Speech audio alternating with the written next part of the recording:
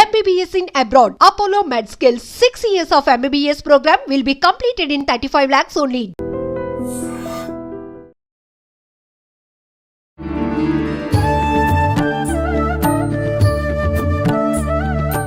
నమస్కారం, welcome to I dream. ధర్మ మార్గం విత్ విజిత కార్యక్రమానికి స్వాగతం. ప్రస్తుతం మనతో పాటు ఉన్నారు ప్రముఖ ఆధ్యాత్మికవేత్త, విశ్వ నియమాల ప్రచారకురాలు లక్కరాజు నిర్మల గారు. ఇప్పుడు అమ్మతో మాట్లాడి మరిన్ని విషయాలు తెలుసుకుందాం. అమ్మ నమస్తే. నమస్తే అమ్మ, మనం ఏ పూజ చేసినా కూడా ఖచ్చితంగా అక్షతలు లేనిది పూజ అనేది పూర్తి అవ్వదనే చెప్పాలి. కానీ ఈ అక్షతల్లో కూడా చాలా మంది, అది మరి ప్రాంతీయ ఆచారమా లేకపోతే ఎవరికి నచ్చినట్టుగా వాళ్ళు చేసుకుంటున్నారో తెలియదు, కానీ కొంతమంది కుంకుమతోటే అక్షతలు కలపాలి, కొన్ని వాటర్ తడి చేసి కుంకుమతో కలపాలి అంటారు. కొంతమంది లేదు, వాటర్ వద్దు, ఆయిల్ వేసి కొంచెం కుంకుమ వేసి కలపాలంటారు. కొంతమంది కుంకుమ అక్షతలు వాడకూడదు, పసుపు అక్షతలు వాడాలి అంటారు. కొంతమంది కుంకుమ పసుపు కలిపి కలుపుతారు. అసలు రకరకాలుగా చేస్తున్నారమ్మా. మొత్తానికైతే అసలు అక్షతలు ఎలా కలపాలి అనేది ఒక పెద్ద సందేహంగా మారిపోయింది ఈ మధ్య కాలంలో. ఎలా అమ్మా అసలు ఈ అక్షతలు కలిపే విధానం ఎలా ఉండాలి, అక్షతలతో పూజ చేసే విధానం ఏ రకంగా ఉండాలో తెలియజేయండి. తప్పకుండా నాన్న, ఇది ఇప్పుడు జనరేషన్కి నిజంగా క్వశ్చన్. ఎందుకంటే పూజా విధానం, పూజ చేయమన్నారు, అక్షింతలు అనేవి ఎందుకు వేస్తాం, దాని ఆంతర్యం ఏంటి, 2 దీపాలు పెడతాం, 2 దీపాల ఆంతర్యం ఏమిటి ఏమ్మా, అందులో నూనె పోస్తాం, నూనె ఆంతర్యం ఏమిటి, ఒక ఆయన ఏమో ఇంకో ఆయిల్ ఏమంటాడు, ఒక ఆయన కొబ్బరి నూనె ఏమంటాడు, ఇంకో అంతే. సమాజంలో ఎంతో నమ్మకాలు, విశ్వాసాలు ఒక్కొక్క ఊర్లలో, ఒక్కొక్క దేశంలో, ఒక్కొక్క ప్రాంతంలో వాళ్ళ నమ్మకాలు, విశ్వాసాలతో ఈ పూజలు జరుగుతాయి నాన్న. దానివల్ల సార్వజనీనికమైన సత్యం మాత్రమే నేను ఇప్పుడు చెప్పబోతున్నా. అది అందరికీ వర్తిస్తుందో వర్తించదో తెలియదు, కానీ అందులో ఉన్న రహస్యాలను మాత్రం నేను ఓపెన్గా చెప్తాను. అయితే ఏంటంటే, బియ్యము అనేది వైట్ అంటే చంద్రుడికి సంబంధించింది, అది మన ఆజ్ఞాచక్రానికి సంబంధించింది. తెల్లది అంటేనే అమ్మ అని అర్థం, అంటే తల్లి, చల్లని చూపులతో ఉండేది తల్లి. ఈ విశ్వం మొత్తంలో అన్నం పరబ్రహ్మ స్వరూపం అన్నారు. అంటే ఏంది, ఆ బియ్యానికి ఒక వైబ్రేషన్ ఎక్కువ ఉంటుంది, అందుకే శివుడి పూజ చేసినప్పుడు, శివుడికి అభిషేకం చేసినప్పుడు ఉట్టి వైట్ బియ్యమే వేయిస్తారు శివుడి మీద, ఉట్టి తెల్లటి అక్షింతలే వేయిస్తారు శివ రుద్రాభిషేకం చేసినప్పుడు. తర్వాత అక్షితలు వేస్తారు. తర్వాత చేసేటప్పుడు మాత్రం తెల్లటి అక్షితలు మాత్రమే, ఉట్టి బియ్యం మాత్రమే వేస్తారు. ఆయన చంద్రుడికి సంబంధించింది. శివుడి దాంట్లో ఒక చంద్రుడు ఉంటాడు కదా, ఆ చంద్రుడి గురించి. అమ్మవారు కూడా చంద్రుడు ఉంటాడు, అంటే మన శరీరంలో కూడా చంద్రకాంతిని చూపించాను మీకు ఒక రోజు. అట్లాగే ఇక్కడ ఉండే మన ఆజ్ఞాచక్రం అనేది చంద్రుడికి సంబంధించింది. అందుకని ఏం చేస్తారంటే దానికి ప్రతీకగా అక్షింతలు వాడతారు, తల్లికి గుర్తుగా అని అర్థం అనమాట. అయితే ఏంటిది, పసుపు కుంకుమ అనేవి మనకు 2 ఉన్నాయి. పసుపు అనేది పురుషుడిని సూచిస్తుంది, కుంకుమ అనేది స్త్రీని సూచిస్తుంది. ఈ విశ్వం మొత్తం శివపార్వతులతో పార్వతులతో నిండి ఉంది. అంటే స్త్రీ శక్తి, పురుష శక్తి. అదే మా విశ్వ నియమాల్లో 12వది gender, the law of gender. అయితే ఏంటి, ఈ విశ్వం మొత్తం స్త్రీ పురుష శక్తితో ఉంది. మన దాంట్లో కూడా సగం పురుషుడు ఉంటాడు. పురుషుడు ఇది ప్లస్, ఇది మైనస్. ప్లస్ అనేది పురుషుడు, మైనస్ అనేది ఇక్కడ సూర్యనాడి, ఇది చంద్రనాడి. కాబట్టి పసుపు కుంకుమ ఎందుకంటే బ్యాలెన్స్ చేస్తారు. ఇందులో ఒక నిగూఢ రహస్యాన్ని కూడా నేను చెప్తాను. ఎప్పుడైతే లలితా పారాయణం విపరీతంగా చదువుతూ అమ్మవారిని జపిస్తూ పోతుంటారో స్త్రీలు, భర్తతో విపరీతమైన గొడవలు జరుగుతాయి. ఎందుకు, ఆమెలో స్త్రీ శక్తి అధికంగా వస్తుంది. ఎప్పుడైతే స్త్రీ శక్తి అధికంగా వస్తుందో పురుషుడు డౌన్ అయిపోతాడు వాళ్ళ ఇంట్లో. హస్బెండ్ అండ్ వైఫ్ మధ్య గొడవలు జరుగుతాయి.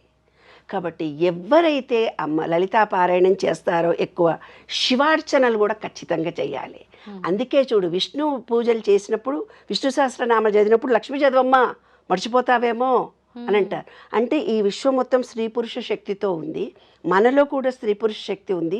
మనం ఏ దేవుణ్ణి ఎక్కువగా కొలుస్తున్నామో ఆ శక్తి మనలో విజృంభిస్తుంది. మనం లలితా పారాయణం ఎక్కువ చదవడం మూలంగా మనలో స్త్రీ శక్తి అధిగమిస్తుంది. స్త్రీ శక్తి ఎప్పుడైతే అధిగమిస్తుందో పురుషుడు డౌన్ అయిపోతాడు, అబ్బెబ్బెబ్బెబ్బే అంటుకుంటున్నాడు, గొడవలు జరుగుతాయి. ఈమె తాటికి అతను తట్టుకోలేడు అని అర్థం. అంటే 2 బ్యాలెన్స్డ్గా చేయడానికే అక్షితలు వాడతాం. అక్షితల్లో పురుషుడు అంటే పురుష దేవుళ్ళకి, ఎవరికి వినాయకుడికి పూజ చేసినా, శివుడికి పూజ చేసినా, లక్ష్మీనారాయణుడికి పూజ చేసినా, లక్ష్మీనారాయణ వ్రతాలు, వరలక్ష్మి పూజ కాదు, సత్యనారాయణ వ్రతం చేసినా పసుపు కలుపుతాం. ఓకే, ఓన్లీ పసుపు. అంటే పురుష దేవుళ్ళకు పూజ చేసినప్పుడు పసుపు కలుపుతాం, స్త్రీ దేవతలకు పూజ చేసినప్పుడు కుంకుమ కలుపుతాం. అది శాస్త్రం. అయితే స్త్రీ పురుష శక్తి రెండు సమానం చేయాలనుకునే కొన్ని ఊర్లలో విశ్వాసాలు ఉంటాయి. అప్పుడు పసుపు కుంకుమ రెండు కలిపి వాడతారు. నూనెని వాడమని కొందరు, నీళ్ళని వాడమని కొందరు చెప్తారు. నీరు అనేది మన స్వాధిష్టాన చక్రం. నీటితో కలిపినా ఒకటే ఫలితం ఉంటుంది. అంటే అందరితో అన్యోన్యతాభావం పెరుగుతుంది నీరు కలిపితే. లేదు నువ్వులు కలిపితే మూలాధార శక్తి మనకు యాక్టివేట్ అవుతుంది. నూనె కలిపితే నువ్వుల నూనెతో దీపం పెడతాము. నువ్వుల నూనెతో కూడా అక్షింతలు కలపండి అంటుంటారు కదా. నువ్వుల నూనెతో వేసి కలిపినప్పుడు, అందుకే చూడు పెళ్లిళ్ళల్లో తలంబ్రాలు ఒకళ్ళ మీద ఒకళ్ళు పోసుకుంటారు. అంటే స్త్రీ పురుష శక్తిని ఈక్వల్ చేయడానికి తలంబ్రాలు. అక్కడ పసుపు అక్షతలే కదమ్మా, పసుపు అక్షంతలే. అంటే పురుషత్వాన్ని పెంచుతారు, ఎక్కువ కూడా కూర్చొని పెడతారు కదా. ఇక్కడ డామినేషన్ కుర్చీలో కూడా ఎక్కువ మామూలుగానే హైట్ ఎక్కువ ఉంటాడు మగాళ్ళు, అయినా సరే పెద్ద పీట మీద కూర్చొని పెట్టి ఆయన మీద అక్షంతలు వేయమంటారు. అవును. అప్పుడు తర్వాత అప్పుడు దానికి ముందే కొంచెం ఈక్వల్ గా సీట్లు వేస్తారు. ఇప్పుడు ఈ మధ్య వేస్తున్నారు. అంతకు పూర్వం అయితే మాత్రం ఎక్కువ పెద్ద సీట్లోనే కూర్చుంటే నిలబడి వేసేవాళ్ళు ఆడపిల్లలు పాపం. ఇప్పుడైనా ఫస్ట్ స్టార్టింగ్ లో అలానే కదమ్మా, అలానే చేస్తారు. తర్వాత కూర్చుని పెడతారు. కాబట్టి తలంబ్రాలు పోయడము అంటే మరి ఇంటికి ఎవరైనా వచ్చినా ఆశీస్సులు ఇయ్యమ్మా నీ చేతితో అంటుంటారు. ఆ బియ్యం పట్టుకొని మీరేమి ఆశీర్వచనం ఇచ్చినా 100% సక్సెస్ఫుల్ గా అవుతుంది. అందుకే గురువులు, పీఠాధిపతులు, ఋషులు మన ఇంటికి వచ్చినప్పుడు, పెద్దవాళ్ళు వచ్చినప్పుడు వాళ్ళకి దండం పెట్టు నాన్న, అక్షింతలు ఇచ్చి ఆశీర్వచనం తీసుకో అంటాం. అందులో ఆంతర్యం ఏమిటంటే పాజిటివ్ ఎనర్జీ తొందరగా వస్తుంది. అమ్మ ఇప్పుడు భగవంతుడికైతే స్త్రీతత్వానికి ఒక రకంగా, పురుషతత్వానికి ఒక రకంగా, లేదు రెండు కలిపి అంటే ఈ రకంగా వాడదాం అనుకున్నాం. వివాహానికైతే పసుపు. మరి ఇప్పుడు ఇంకా కొన్ని అంటే ఫంక్షన్స్ జరుగుతూ ఉంటాయి, శారీ ఫంక్షన్స్ అని, లేకపోతే పిల్లల స్త్రీలకు అవన్నిటికి కూడా కుంకుమనే. అంటే మనం ఇక్కడ స్త్రీతత్వానికి పురుషతత్వానికి అక్కడ ఏమీ లేదు, ఓన్లీ కుంకుమనే. ఎందుకంటే సక్సెస్ఫుల్ గా జరగాలంటే శక్తి కావాలి. శక్తి లేకపోతే పూజ జరగదు. శక్తి అంటే అమ్మవారు. పురుషుడు ఎప్పుడైనా కొంచెం నేను స్త్రీ శక్తే ఎక్కువ. అందుకే నేను ఇందాక చెప్పింది, లలితాపారాయణ ఎక్కువ చదివిన వాళ్ళకు స్త్రీ శక్తి అమోఘంగా వచ్చి అనే శక్తులు పెరుగుతాయి. అందుకని పురుషుడు డౌన్ అయిపోతాడు. అందుకనే ప్రతి దాంట్లో కుంకుమనే ఎక్కువ వేయడం ప్రాధాన్యత. అమ్మ మరి ఇప్పుడు అక్షతలతో పూజ చేసేటప్పుడు కూడా ఖచ్చితంగా అక్షతలు ఎంత పొదుపుగా మనం గనక పూజలో వాడితే అంత ఉత్తమము అని అంటూ ఉంటారు. కాదు నాన్న, కొన్ని అక్షింతలే కలుపుకుంటారే బాబు. అవి పూజల్లో అష్టోత్తరం చదువుతున్నప్పుడు కొన్ని వేసేసరికి అయిపోతే మళ్ళీ కలపాలంటే మళ్ళీ వెళ్ళి కలుపుకొని రావాలి. అందుకని రెండు వేసినట్టుగా మరీ కిలోలు ఎక్కువ తక్కువ వేయకండి అని చెప్పడం. తర్వాత ఏం చేస్తాము, 2 దీపాలు పెడతాం. 2 దీపాలు పెట్టడంలో తాటక ప్రక్రియ. అంటే మన బాడీ అంతా డల్గా ఉంటుంది పూజ చేసుకోవడానికి ముందు డల్గా ఉండకుండా అగ్నిహోత్రం అంటే నువ్వుల నూనె కానీ నెయ్యి కానీ వేసి 2 దీపాలు వెలిగిస్తాం. అంటే ఇది ఒత్తులు మన చేతితో ఇలా చేసి 2 ఒత్తులు వేసి వెలిగిస్తాం. అంటే 2 కళ్ళకి ఆ 2 జ్యోతులు వెలగడం మూలంగా ఆజ్ఞాచక్రంలో ఏమైనా బ్లాకేజెస్ ఉంటే ఓపెన్ అవుతాయి. మన మణిపూరక చక్రంలో డైజెషన్ కెపాసిటీ ఎప్పుడైతే ఉండదో అటువంటి వాళ్ళు పూజా గదిలో చాలాసేపు కూర్చుంటే అందుకే మన బొడ్డు కింద చీర కట్టుకోవాలని శాస్త్రం. ఆ బొడ్డుకు వెలుతురు దీపం వెలుతురు మన బాడీకి తగిలి డైజెషన్. ఎందుకంటే స్త్రీకి వాతతత్వం తొందరగా వస్తుంది, అంటే వేడి తత్వం చాలా తక్కువ ఉంటుంది అన్నమాట. డెలివరీ టైంలో, పీరియడ్స్లలో హార్మోనల్ చేంజెస్ వల్ల మనకు వాతతత్వం ఎక్కువ. అందుకే మోకాళ్ళ నొప్పులు తొందరగా వస్తే, కూర్చుంటే లేవలేమని ఒక డెలివరీ తర్వాత కాగానే వీక్ అయిపోతారు ఆడపిల్లలు. దానికి కోసం అగ్నిహోత్రుడికి దగ్గరలో, అగ్నిహోత్రుడు అంటే హోమాలు చేయడము అనుకుంటారు. హోమము అనేది మన బాడీలో జరిగే హోమమే. అది కూడా అది వేరు. 7 యజ్ఞాలు జరుగుతాయి మన బాడీలో 7 యజ్ఞాలు జరుగుతాయి రోజు. అదే అగ్నిహోత్రం అని భగవద్గీతలో చెప్పారు. ఇప్పుడు వీళ్ళు ఏమనుకుంటారు, బయట చేసే హోమము ద్రవ్యాలు అని అనుకుంటారు. కాదు, మనం రోజు ఒక యజ్ఞం చేస్తూనే పోతుంటాం. అది 7. ఇంకో సందర్భంలో నేను చెబుతాను. ఇప్పుడు ఏమిటిదంటే, ఇప్పుడు 2 దీపాలు పెట్టి చూసినప్పుడు 2 కళ్ళకి ఆ వెలుతురు జరిగి మన మణిపూరక చక్రము, ఆజ్ఞాచక్రము ఓపెన్ అవుతాయి. తర్వాత 2 దీపాలు పెట్టిన తర్వాత ఫస్ట్ పసుపు కుంకుమ 2 దేవుళ్ళ మీద వేస్తాం, అవునా? తర్వాత గంధం వేస్తాం. గంధం వేయడంలో ముఖ్య ఉద్దేశం మన మూలాధార చక్రం యాక్టివేట్ కావడానికి గంధం వేస్తాం. గంధం తర్వాత నీళ్లు తీసుకుంటాం. అకాలమృత్యారణం శ్రీ ఓం శ్రీ కేశవాయ స్వాహ నారాయణ స్వాహ మాధవ స్వాహ 3 సార్లు తీసుకో.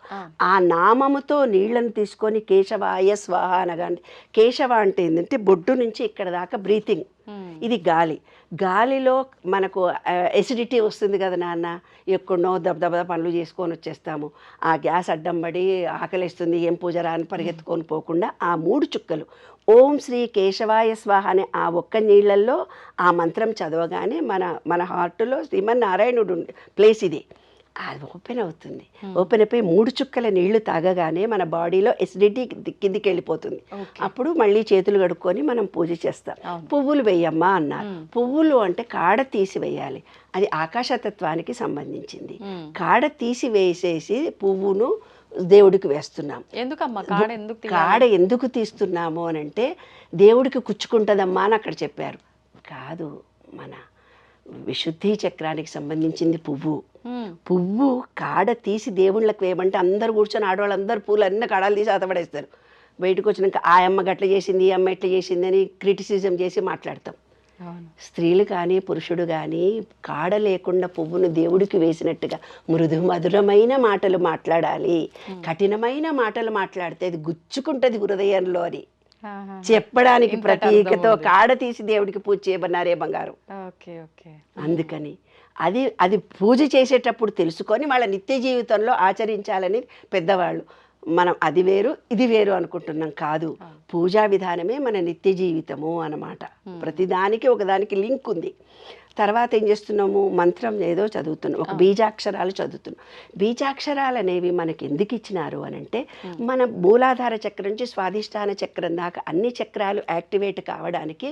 మన సెల్ ఫోన్కు పిన్ ఛార్జింగ్ పెట్టుకుంటాం కదా రోజు, ఛార్జింగ్ అయిపోతే అట్లా మనం పూజ చేసేటప్పుడు ఛార్జింగ్ అవ్వడానికి అనంత విశ్వ చైతన్యంలో ఉండే పాజిటివ్ ఎనర్జీని మన బాడీలోకి రిసీవ్ చేసుకోవడానికి మంత్రాలు. అప్పుడు ఏమన్నారు, వాళ్ళ ఇష్టం. శివుడికి సంబంధించిన శ్లోకాలు చదువుకుంటే ఓం నమ శివాయ అంటే శివుడు అనుగ్రహం కలుగుతుంది. అమ్మ ఓం మహాలక్ష్మి నమః అనుకుంటే అమ్మవారి అనుగ్రహం కలుగుతుంది. మీరు ఏ దేవుడు, ఆంజనేయ స్వామి అంటే ఆంజనేయ స్వామి. ఇది పూజా విధానంలో ఆయా దేవుడి అనుగ్రహాన్ని పొందటానికి. ఈ బీజాక్షరాలు ఏవైతే ఉన్నాయో భగవంతునికి మనకు అనంత విశ్వంలో పంచభూతాలకి మన శరీరంలో ఉండే పంచభూతాలు యాక్టివేట్ జరగడానికి.